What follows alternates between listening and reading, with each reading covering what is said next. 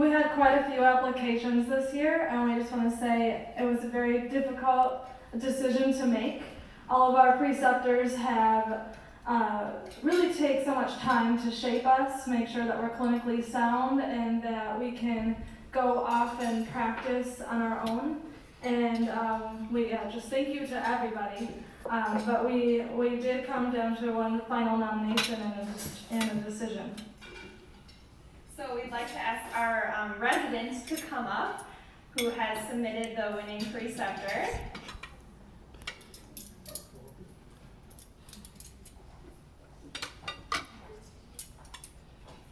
Alright, thank you guys. So for those of you who don't know me, my name is Stephanie Wallach, and I am the preceptor, the resident this year at Alina Health, and my main preceptor is Micaiah Kastner, who I nominated and who received the award. So I just wanted to share one of my nomination stories with you guys. So bear with me, it's a little bit of a story, but I was asked to choose one quote, and I'll tell you the quote here shortly, and provide a story of how Micaiah personifies this quote. So the quote was, "Creative leaders find ways of stepping into the shoes of other people and asking, how would I feel and what would I want if I were this person?" And that's by Gay Hendricks. So this was my story. I vividly remember a debriefing conversation with Micaiah after driving back to our clinic from a home visit last September.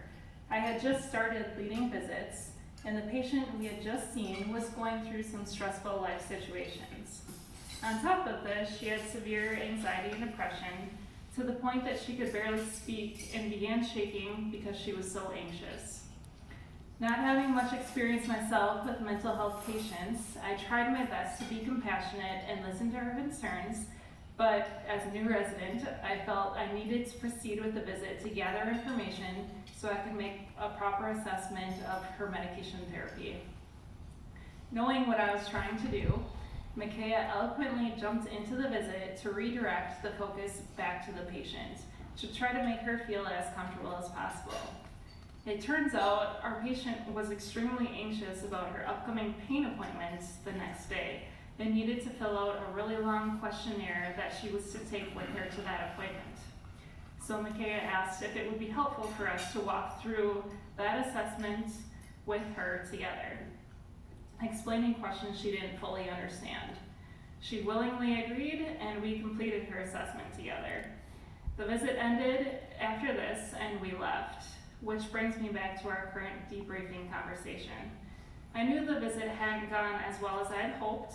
As Micaiah started to give feedback, though, she did so in a way that prevented me from feeling like I hadn't done well.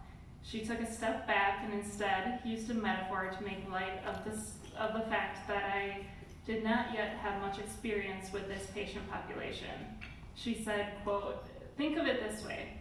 If you were reviewing medications with your mom or grandma or other family member, and they were crying or shaking or anxious because they were so worried about an appointment for the next day, would you continue to go through their medications with them? Of course not.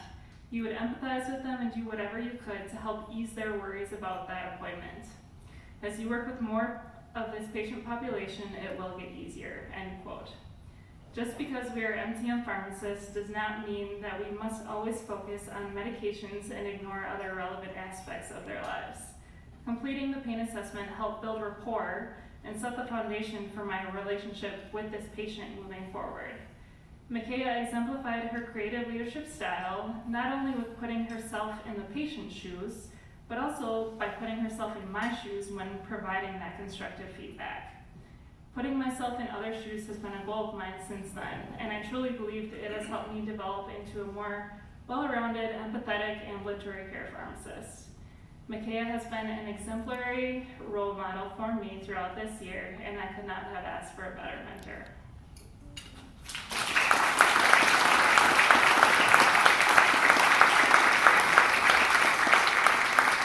So Micaiah, we'll ask you to come up.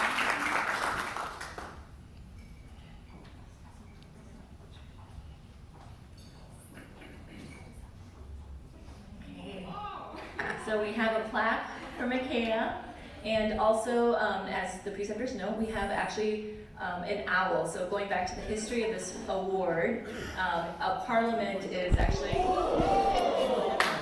that's funny.